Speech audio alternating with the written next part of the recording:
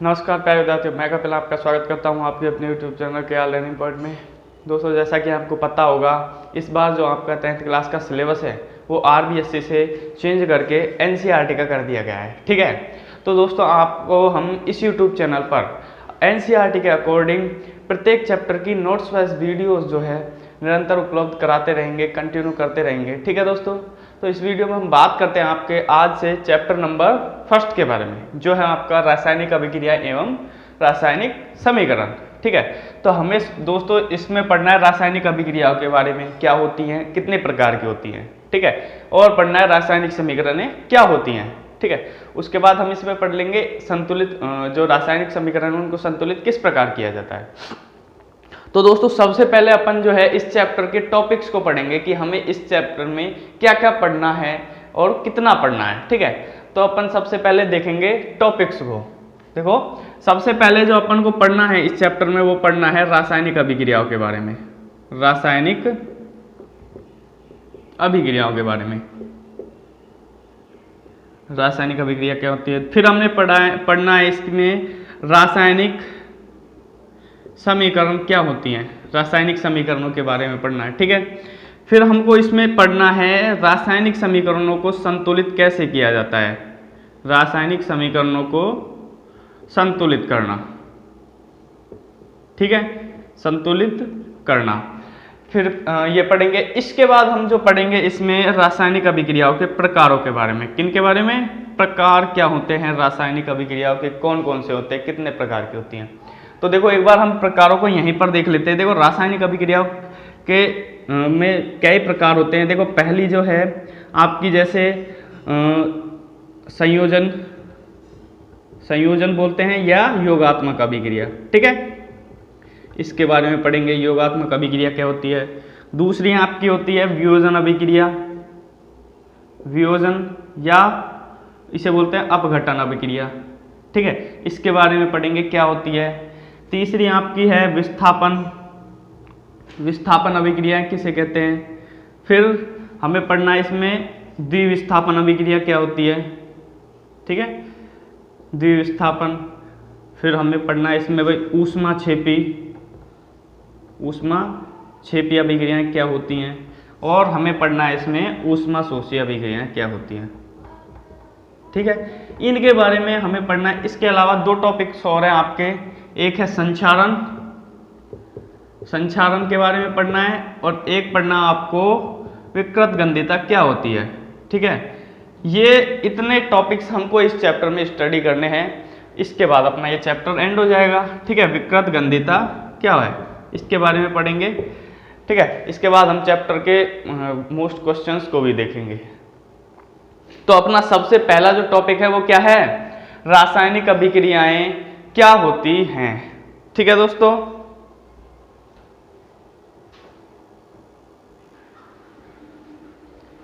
तो क्या होती हैं भाई रासायनिक अभिक्रियाएं, ये हम देखेंगे। तो एक बार आप ये देख लो, फिर हम चैप्टर को स्टार्ट करते हैं। ठीक है दोस्तों, तो अपना जो पहला टॉपिक है रासायनिक अभिक्रियाएं क्या होती हैं, ये आप हेडिंग डाल लो। बिल्कुल नोट्स के तरीके से हम पढ़ेंगे भाई, जो यहाँ पर लिखना होगा मैं आपको बिल्कुल नोट्स के टाइप से लिखाऊंगा। ठीक है, तो पहली जो हेडिंग अपन को क्या करनी है भाई, रासायनिक अभिक्रियाएं क्या होती हैं। रासायनिक अभिक्रियाएं,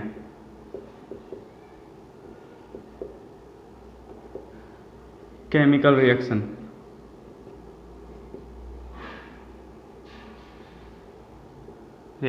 ठीक है, तो किन्हें कहते हैं भाई रासायनिक अभिक्रियाएं। देखो, रासायनिक अभिक्रियाएं क्या होती हैं कि किसी भी पदार्थ में होने वाले रासायनिक परिवर्तनों को ही क्या कहते हैं, हम रासायनिक अभिक्रियाएं कहते हैं। मतलब पदार्थ जो है उसमें कोई क्रिया हुई, कोई परिवर्तन होने पर क्या है, नया पदार्थ बन जाना, क्या एक रासायनिक अभिक्रिया है। या हम इसे दूसरे शब्दों में भी बोल सकते हैं कि किसी भी रासायनिक अभिक्रिया में अभिकारकों की क्रिया द्वारा जो बनने वाला उत्पाद जो है वो अभिकारक से उसके रासायनिक संगठन की दृष्टि से पूर्णतः अलग होता है, उसे भी हम रासायनिक अभिक्रियाएं कहते हैं। ठीक है, एक बार परिभाषा लिख लेते हैं क्या हो गई भाई कि किसी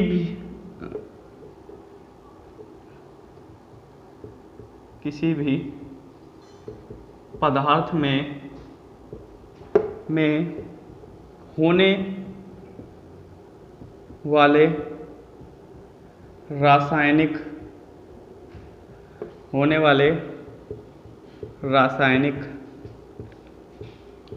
परिवर्तनों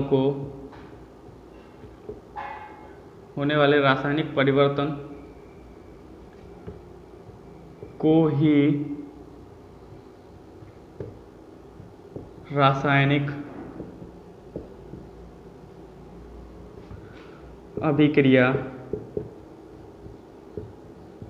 कहते हैं। ठीक है, फिर मैंने दूसरी क्या बताई, अर्थात कि रासायनिक अभिक्रिया के फलस्वरूप जो उत्पाद बनेगा वो क्या है, अभिकारक से रासायनिक संगठन की दृष्टि से अलग होगा, तो उसे भी हम क्या कह सकते हैं, रासायनिक अभिक्रिया कहते हैं। अर्थात रासायनिक अभिक्रिया के फलस्वरूप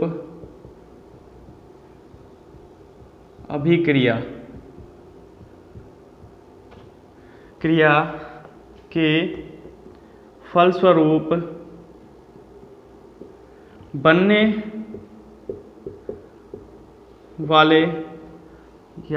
वाला उत्पाद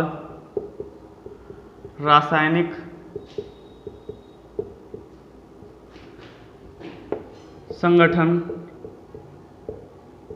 की दृष्टि से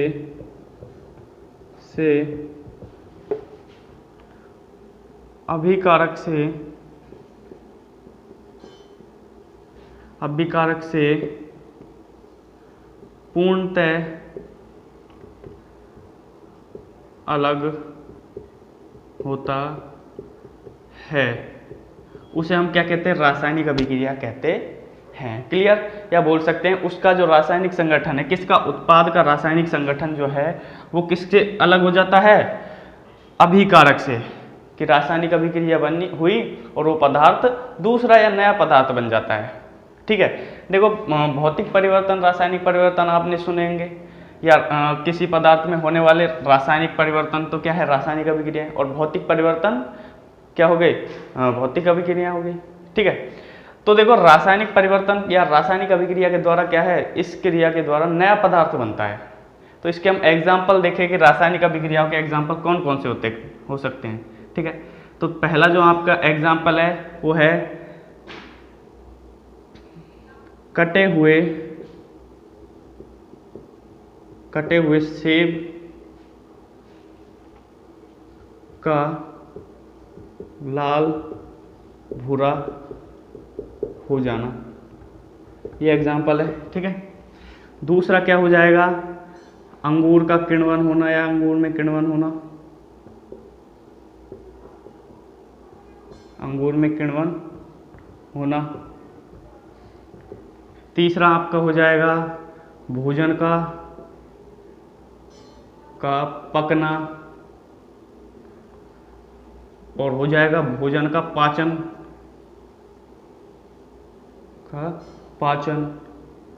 ठीक है, एक हो जाएगा आपका, इसको हम इधर लिख लेते हैं, कौन सा, पांचवा, दूध को गर्मियों में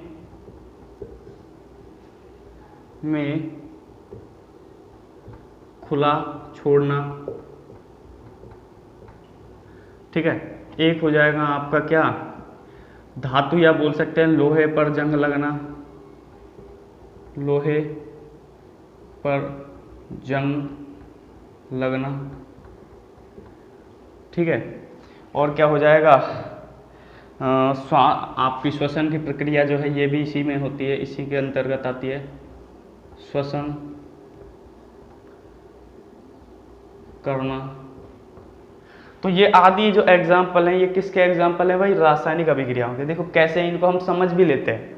देखो कटे हुए सेब है, आपने देखा होगा कि भाई सेब जो है जब हम उसको काट कर क्या है वायुमंडल में या वातावरण में खुला छोड़ देते हैं तो उसकी जो सतह है वो क्या है, लाल लाल सी या थोड़ी थोड़ी भूरी हो जाती है। ठीक है, तो वो किसका संकेत है कि इसमें जो है रासायनिक परिवर्तन हो रहा है, या जो सेब का लाल भूरा होना क्या है, एक रासायनिक परिवर्तन है। ठीक है। दूसरा अंगूर का किण्वन होना, भाई जैसे तापमान बढ़ जाता है तो तापमान बढ़ने पर क्या है, वो क्या है, अंगूर जो है सड़ने लगते हैं। तो किण्वन का जो दूसरा नाम है इसे हम सड़ना भी बोल सकते हैं। ठीक है, किसी भी पदार्थ का सड़ना या अपघटन होना। ठीक है। तीसरा भोजन का पाचन, भोजन का पकना। तो आपको पता है भाई जब भोजन को पकाया जाता है तो उसके जटिल अवयवों से उसे सरल अवयवों में तोड़ा जाता है। ठीक है। और आपका भोजन का पाचन, देखो भोजन में आपको पता है अनेकों पोषक पदार्थ होते हैं, जैसे भी कार्बोहाइड्रेट, वसा, प्रोटीन, खनिज, लवण, जल, ये सभी होते हैं। ठीक है। तो जब भोजन को हम अंदर ग्रहण करते हैं तो आमाशय में क्या है, पाचन की क्रिया के फलस्वरूप जो कार्बोहाइड्रेट है उसको अमीनो अम्लों में बदल दिया जाता है। ठीक है। आपकी प्रोटीन है पेप्टाइड में बदल दिया जाता है, वसा को वसीय अम्ल और ग्लिसरॉल में बदल दिया जाता है। तो इस प्रकार क्या है, भोजन के जो जटिल अवयव है उनको भी विभिन्न एंजाइमों के द्वारा, किसके द्वारा संपन्न होती है, एंजाइम होते हैं और अम्ल पाया जाता है हमारे आमाशय में, उनके द्वारा जो है उनके जटिल अवयवों को सरल अवयवों में तोड़ा जाता है, अपघटित किया जाता है। ठीक है। फिर देखो दूध को गर्मियों में, आपको पता है आप सभी घर में रखते हैं, तो दूध जो है गर्मियों में भाई रख देने पर कभी कभी खराब हो जाता है, जैसे बोलते हैं फट जाता है। ठीक है। तो उसको खराब नहीं हो इसलिए उसको क्या है वायुमंडल में खुला छोड़ दिया जाता है। ठीक है। लेकिन कभी कभी क्या है, हम दूध को अपनी आवश्यकता के लिए भी क्या है खराब करते हैं, या एक तरह से बोल सकते हैं उसको फाड़ते हैं। कैसे कि दूध में क्या है अम्ल, कोई अम्लीय पदार्थ मिला देते हैं, या कोई जैसे नींबू है उसको मिला देते हैं, तो उससे क्या है जो दूध है वो फट जाता है, या उससे किसका निर्माण हो जाता है, दही का। तो वो भी क्या है, एक तरह से रासायनिक परिवर्तन ही है, या रासायनिक अभिक्रिया ही है, उसी का उदाहरण है। ठीक है। तीसरा लास्ट जो है आपका, जैसे लोहे पर जंग लगना। तो आपने देखा होगा कि लोहे की कील है, जितने भी धातुएं हैं लोहे से बनी, उनको यदि वायुमंडल में खुला छोड़ दिया जाए 2 से 3 दिन, तो उन पर क्या है एक जंग की लाल भूरी परत जमने लग जाती है ना। ठीक है। तो ये भी क्या है, किसका एग्जाम्पल है, रासायनिक अभिक्रियाओं का, एक तरह से रासायनिक परिवर्तन है। ठीक है। श्वास लेना, तो आपको पता है हमारा जो शरीर है इसमें जो भोजन पदार्थ है या भोज्य पदार्थ जो है वो ग्लाइकोजन के रूप में उपस्थित होता है, संग्रहित रहता है। ठीक है। तो हम जब श्वास के जरिए या श्वसन की क्रिया के दौरान ऑक्सीजन को अंदर ग्रहण करते हैं तो वो क्या है ग्लाइकोजन को कहिए किस में बदल देती है, सुक्रोज में बदल देती है, जिससे हमें क्या है एनर्जी प्राप्त होती है। तो एक तरह से वो भी कैसी अभिक्रिया है, रासायनिक अभिक्रिया। इस प्रकार ये आपकी रासायनिक अभिक्रियाएं हैं। ठीक है। इसके बाद अपना जो टॉपिक है अगला, कि किसी भी रासायनिक अभिक्रिया की पहचान हम किस प्रकार कर सकते हैं, कि कोई भी पदार्थ में रासायनिक अभिक्रिया संपन्न हुई है तो वो कैसे हुई है, कैसे पता लगाया जाए कि उसमें रासायनिक अभिक्रिया संपन्न हुई है। ठीक है। तो ये आप देख लो जल्दी से, हम फिर अगले टॉपिक पर आते हैं।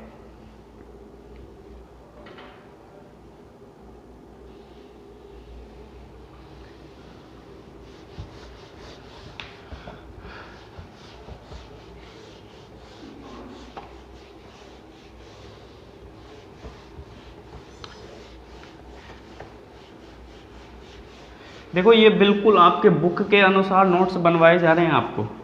ठीक है। अगला जो टॉपिक है आपका क्या, रासायनिक अभिक्रियाओं की पहचान।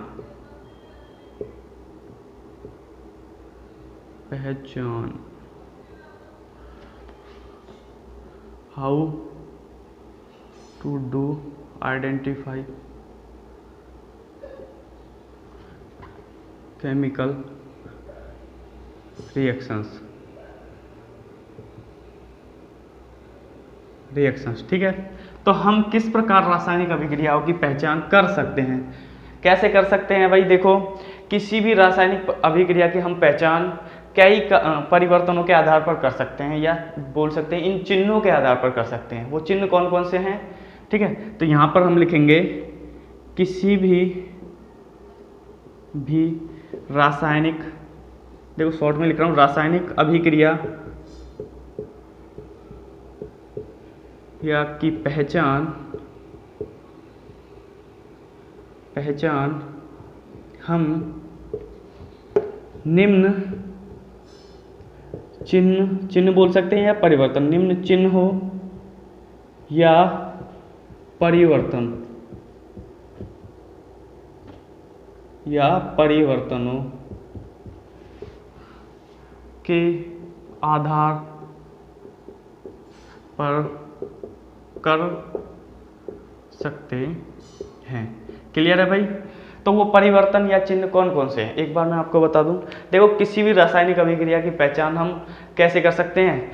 एक तो उसके रंग में परिवर्तन हो जाए, पदार्थ जो है उसके रंग में परिवर्तन हो जाना, ठीक है, उसके आधार पर हम बता सकते हैं कि इसमें रासायनिक परिवर्तन हुआ है या कोई अभिक्रिया संपन्न हुई है, ठीक है। दूसरा, अवस्था में परिवर्तन होना, भाई अवस्था जैसे ठोस, द्रव, गैस है, भाई ठोस से द्रव में बदल जाना, गैस से द्रव में बदल जाना, या सीधा ठोस से गैस में बदल जाना, ठीक है।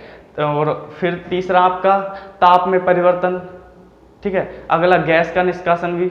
तो इन परिवर्तनों के आधार पर हम क्या है, किसी भी केमिकल जो रिएक्शन है उसकी पहचान कर सकते हैं। तो वो कौन कौन से हैं? देखो, पहला आपका हो जाएगा किस में परिवर्तन, रंग में परिवर्तन, रंग में परिवर्तन, इनके रंग में परिवर्तन के आधार पर समझ सकते हैं। दूसरा आपका किस में हो जाएगा, अवस्था में परिवर्तन,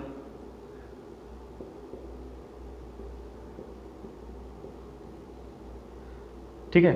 तीसरा आपका क्या हो जाएगा भाई, ताप में परिवर्तन,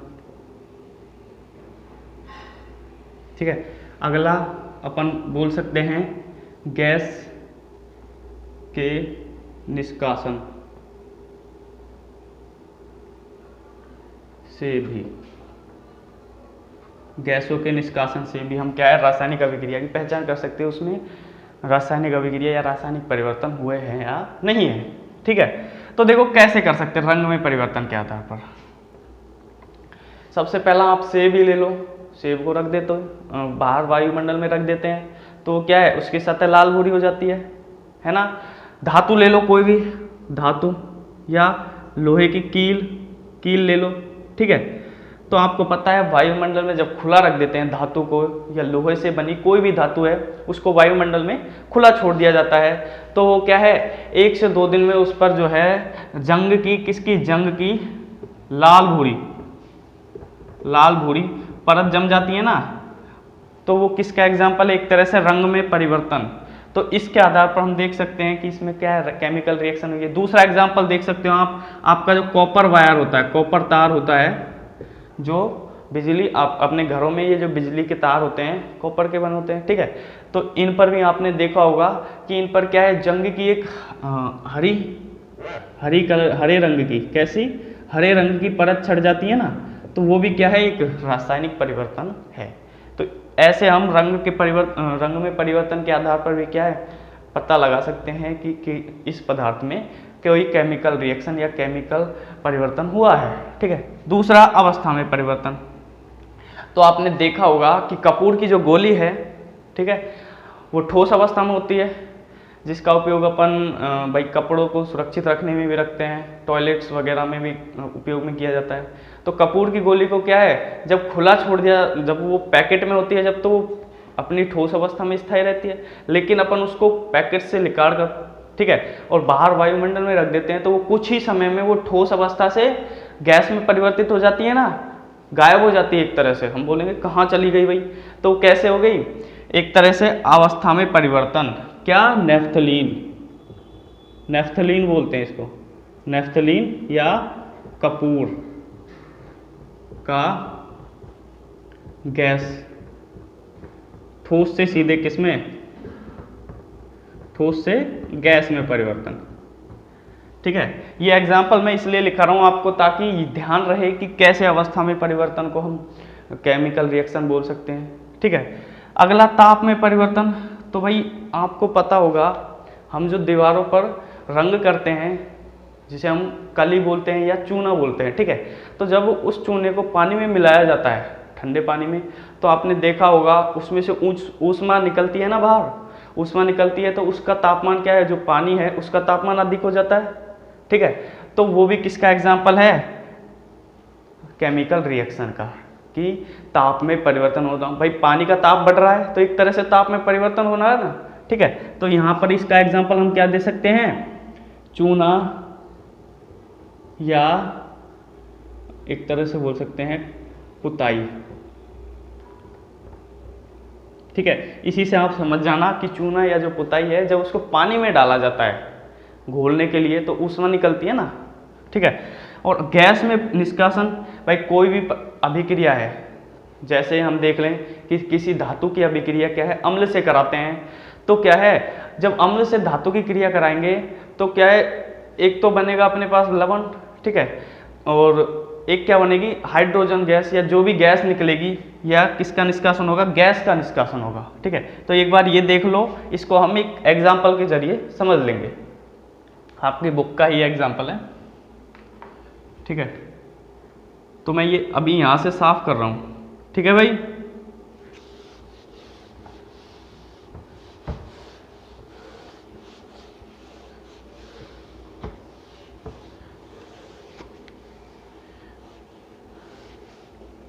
अपन देख रहे हैं इसका एग्जाम्पल, चौथा जो चिन्ह है या परिवर्तन है, इसका एग्जाम्पल देख रहे हैं, ठीक है। तो एग्जाम्पल में क्या लिखेंगे, देखो चित्र के द्वारा समझो कि ये क्या है, एक फ्लास्क है, ठीक है। क्या है भाई, फ्लास्क है, और इसमें क्या है, जिंक या जस्ते के दाने पड़े हैं, किसके भाई, जस्ता बोलते हैं, ठीक है, जस्ता या जिंक के टुकड़े पड़े हैं, टुकड़े या दाने, ठीक है। तो जब भाई जिंक धातु है आपको पता है, तो जब इस फ्लास्क में क्या है, इसमें क्या है, ये क्या है, एक हमारे पास क्या है, टेस्ट ट्यूब है, इसमें कौन सा अम्ल भरा पड़ा है, H2SO4, और वो भी कैसी अवस्था में, तनु अवस्था में। तो कौन सा तनु H2SO4 जो है अम्ल भरा हुआ है। अब जब अम्ल को इसमें धीरे धीरे मिलाते हैं, किसमें, इस जिंक के टुकड़ों में क्या है, इस अम्ल को डालते हैं, तो इनके मध्य क्या है, क्रिया होती है, क्या होती है, क्रिया होती है, और क्रिया के फलस्वरूप जो है किसका निर्माण हो जाता है, लवण का निर्माण होगा, और कौन सी गैस निकलने लगेगी, हाइड्रोजन गैस, ठीक है। तो इसको हम लिख लेते हैं थ्योरी में, जब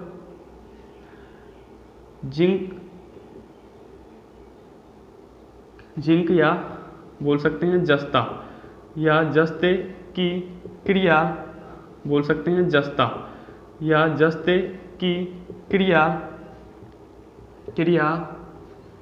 तनु सल्फ्यूरिक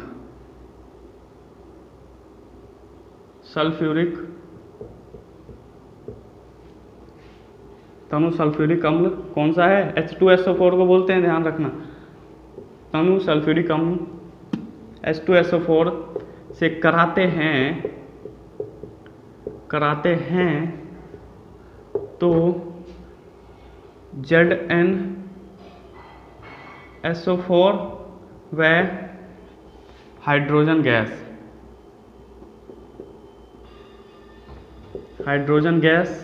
H2 से दर्शाते हैं, गैस का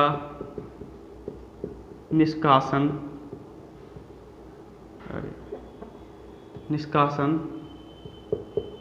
होता है, ठीक है भाई। तो एक तरह से एग्जांपल है, रिएक्शन देख ले, देखो जिंक है, ठीक है, ये क्या है, जस्ता या जिंक बोलते हैं इसको।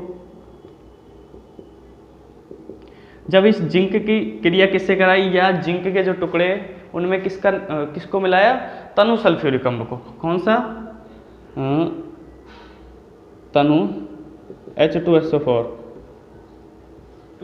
से कराते हैं तो क्या बनता है भाई, ZnSO4 प्लस हाइड्रोजन। तो ये क्या है, गैस है भाई, हाइड्रोजन जो है मुक्त हो जाएगी वायुमंडल में, ठीक है। और ये क्या है, जिंक सल्फेट, ठीक है, ये क्या है, सल्फ्यूरिक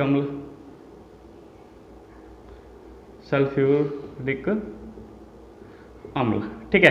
तो ये जो एग्जांपल है आपका किसका हो गया, गैस के निष्कासन से भी। तो इस परिवर्तन के आधार पर भी हम बोल सकते हैं कि जो ये है ये जो पूरी रिएक्शन है ये कैसी है, रासायनिक अभिक्रिया है, या इसमें रासायनिक परिवर्तन हुआ है, ठीक है।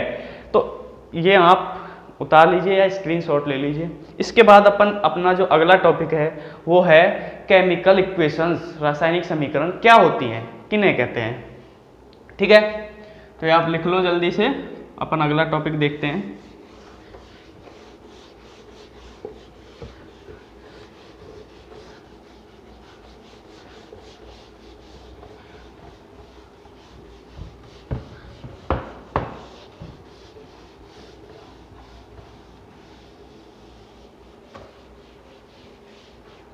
तो अपना अगला टॉपिक क्या है भाई,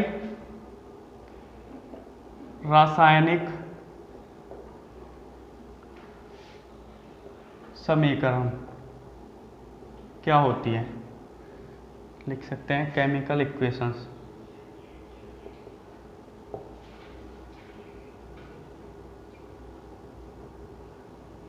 ठीक है, तो रासायनिक समीकरण क्या होती है भाई, आप हेडिंग डाल लो। अब अपन पढ़ने वाले रासायनिक समीकरण क्या होती है।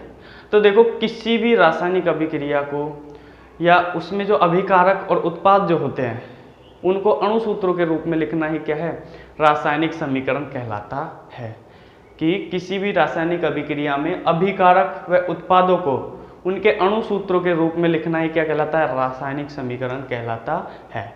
अब बात आती है अभिकारक क्या होते हैं और उत्पाद क्या होते हैं। तो पहले अपन एक बार यहाँ पर जान लेते हैं अभिकारक क्या होते हैं और उत्पाद क्या होते हैं। कि मान लो आपकी जो कोई रिएक्शन है, आपकी बुक की ले लें हम, मैग्नीशियम की क्रिया ऑक्सीजन से कराते हैं, मैग्नीशियम का जो फीता है, ठीक है, और यहाँ बन गया भाई MgO बन गया, ये बना, ठीक है। तो भाई एक तरह से रासायनिक अभिक्रिया है, ठीक है। अपन को रासायनिक समीकरण या अभिक्रिया नहीं देखना, अब अपन को देखना अभिकारक क्या होते हैं और उत्पाद। तो ये कोई रासायनिक अभिक्रिया है और इस रासायनिक अभिक्रिया में जो इधर की साइड लिखे जाते हैं, ये जो एरो का चिन्ह है या तीर का जो चिन्ह है, किसका, ये जो तीर का चिन्ह है, इसके बाईं तरफ, कौन सी, बाईं तरफ जो पदार्थ लिखे जाते हैं उनको बोलते हैं हम अभिकारक। क्या बोलते हैं, अभिकारक। और इस तीर के चिन्ह के जो दाईं तरफ पदार्थ लिखे जाते हैं, कौन सी तरफ, दाईं तरफ, उनको बोलते हैं हम उत्पाद। क्या बोलते हैं भाई, उत्पाद। ये बात ध्यान रखनी है आपको कि जो ये इधर साइड लिखे जाते हैं, इस तीर के चिन्ह के या एरो के चिन्ह के दाईं तरफ लिखे जाते हैं, ठीक है। लेफ्ट हैंड साइड जो लिखे जाते हैं जिसे LHS बोलते हैं, ठीक है, LHS और ये RHS, ठीक है। जो LHS साइड जो पदार्थ लिखे जाते हैं उनको हम बोलते हैं अभिकारक, रिएक्टेंट, ठीक है। और जो दाईं तरफ या RHS साइड जो लिखे जाते हैं उनको बोलते हैं उत्पाद। अभी हम इनकी परिभाषा देखेंगे क्या होते हैं, लेकिन अभी परिभाषा में ये शब्द आ गए तो मैंने आपको अभी बता दिया है, ठीक है। तो पहले अपन इसकी परिभाषा लिख लेते हैं क्या होती है।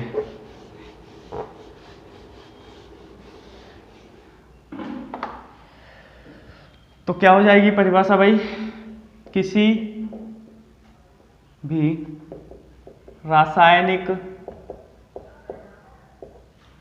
अभिक्रिया को, किसी भी रासायनिक अभिक्रिया में अभिकारकों व उत्पादों को उनके प्रतीकों को या अणुसूत्रों, प्रतीकों या अणुसूत्रों के रूप में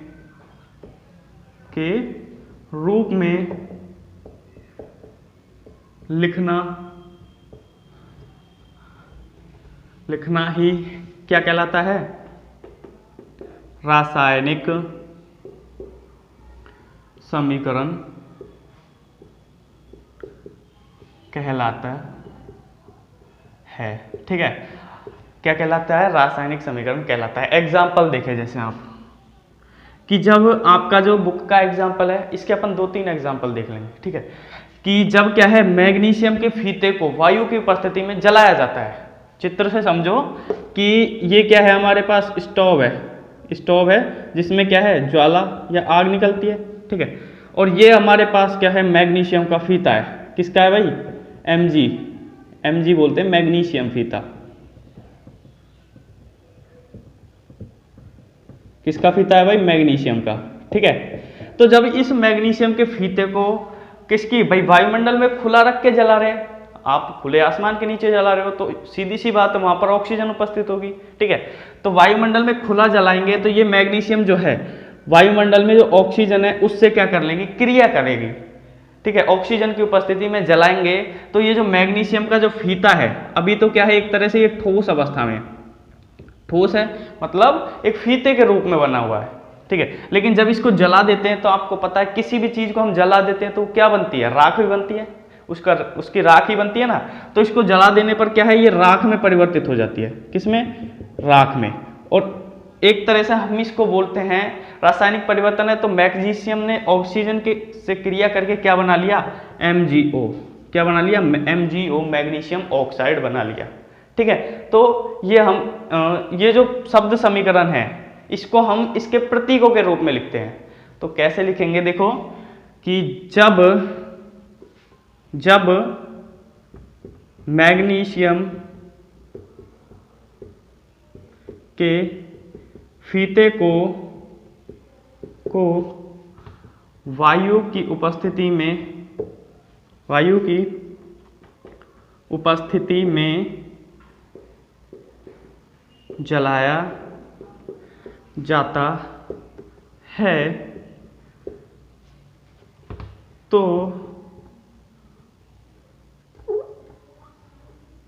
मैग्नीशियम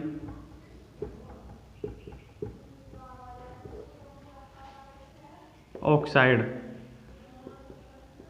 देखो इनके प्रतीक लिख लो, यहाँ पर Mg को Mg, मैग्नीशियम को Mg के फीते को जलाया जाता है किसकी उपस्थिति में, वायु की में। वायु में ऑक्सीजन उपस्थित होती है, ठीक है, तो ऑक्सीजन यहाँ पर लिख लो, वायु की उपस्थिति में जलाया जाता है तो क्या बनता है भाई, मैग्नीशियम ऑक्साइड, MgO का निर्माण होता है, मैग्नीशियम ऑक्साइड का चूना। ठीक है, एक तरह से चूने के रूप में प्राप्त होता है, चूना प्राप्त होता है। क्लियर है भाई, ठीक है, चूना प्राप्त होता है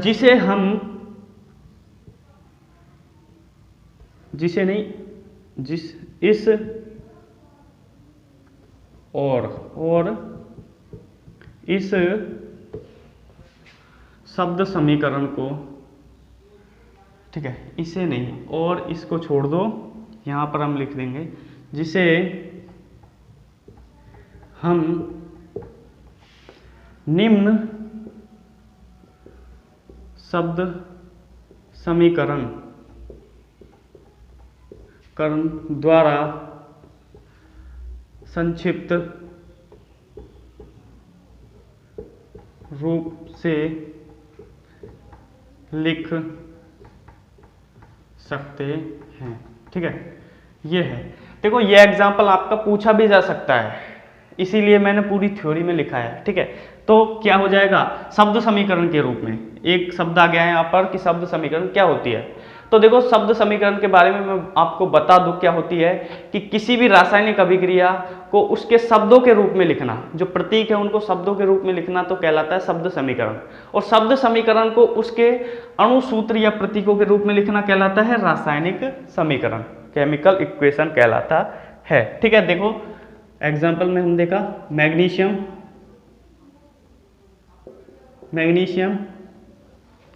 प्लस ऑक्सीजन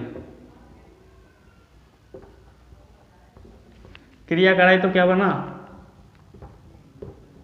मैग्नीशियम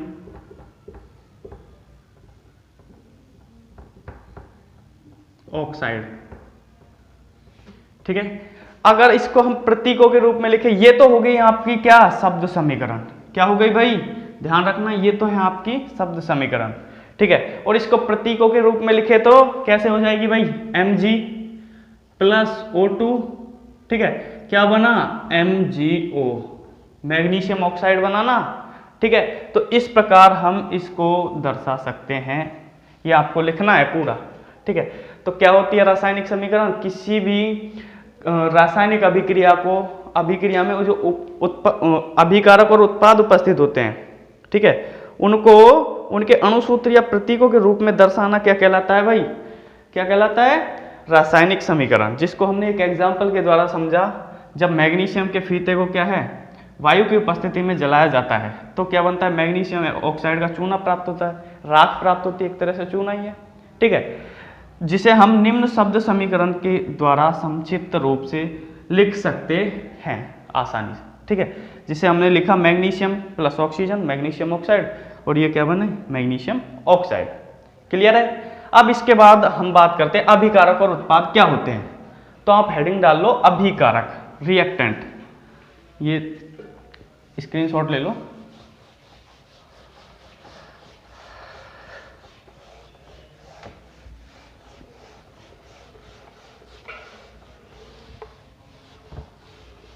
देखो, जो भी आपको समझ नहीं आए प्लीज कमेंट में आप हमको ये बता दिया करो।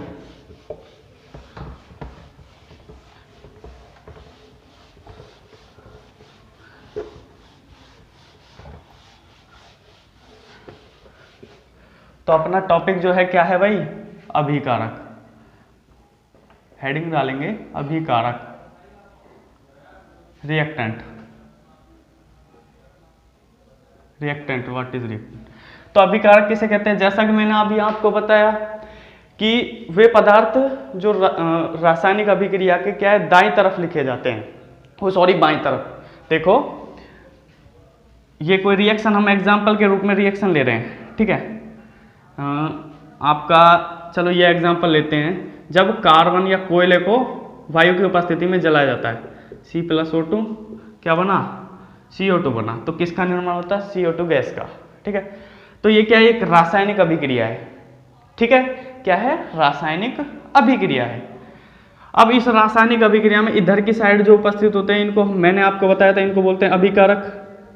क्या बोलते हैं, अभिकारक।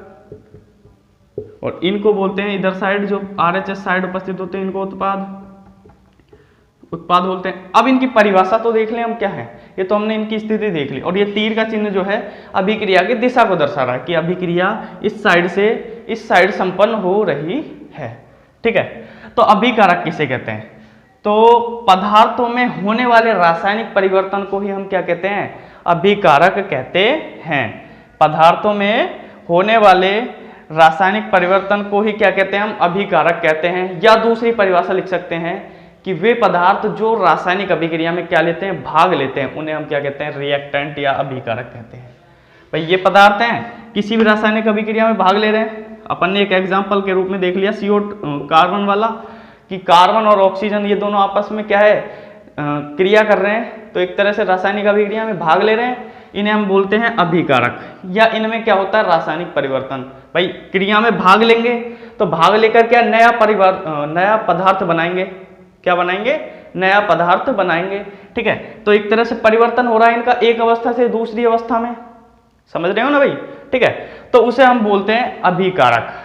ठीक है, और उत्पाद किन्हें कहते हैं कि वे पदार्थ जो रासायनिक अभिक्रिया के फलस्वरूप बनते हैं, उन्हें क्या कहते हैं, हम प्रोडक्ट या उत्पाद कहते हैं। ठीक है, स्थिति हमने देख ली, अभिकारक बाईं तरफ LHS साइड में, ठीक है, LHS साइड में, RHS साइड में जो है आपके प्रोडक्ट लिखे जाते हैं। समझ आया भाई, लिख ले इनको, चलो लिख लेते हैं। ठीक है,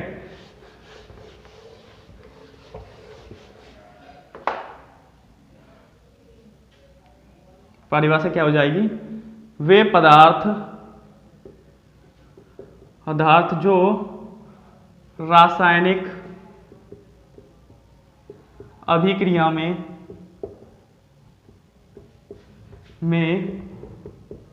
भाग लेते हैं उन्हें अभिकारक, भाग लेते हैं उन्हें क्या कहते हैं, हम अभिकारक कहते हैं। दूसरी परिभाषा लिख सकते हैं, पदार्थों में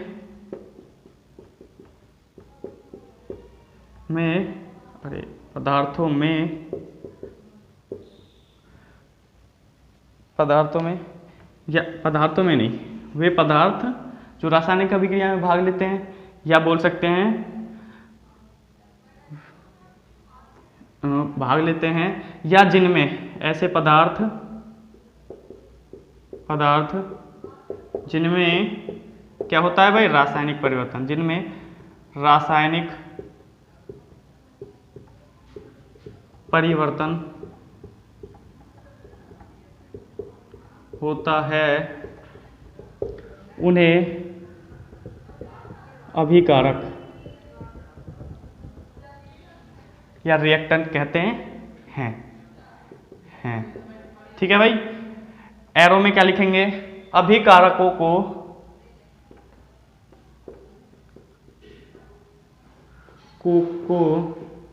रासायनिक अभिक्रिया में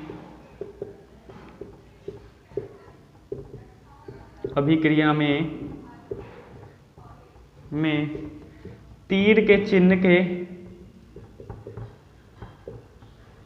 के बाईं तरफ, बाईं या LHS लेफ्ट हैंड साइड, बाईं तरफ लिखते हैं। समझ आया भाई? ठीक है।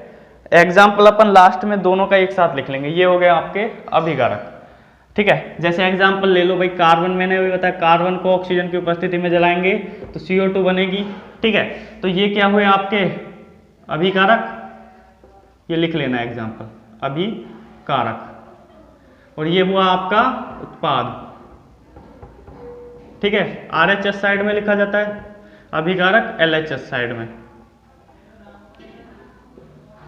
ठीक है। बाकी हम चीज़ देख लेंगे कैसे कैसे लिखे जाते हैं। तो एक बार ये स्क्रीनशॉट लो जल्दी से, फिर हम अपन देखते हैं उत्पाद क्या होते हैं।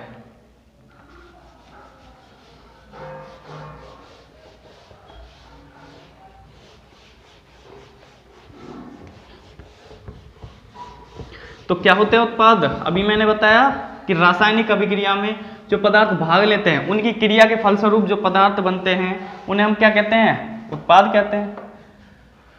क्या हो जाएगी हेडिंग? उत्पाद, प्रोडक्ट। What is product? अभिकारकों की क्रिया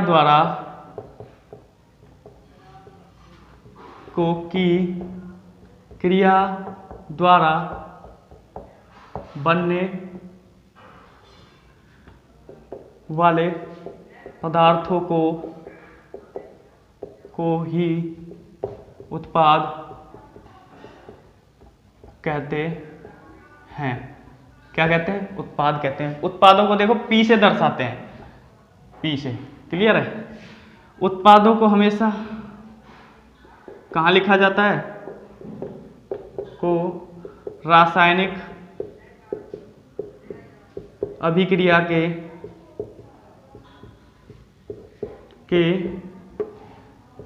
दाईं तरफ, RHS साइड तरफ लिखा,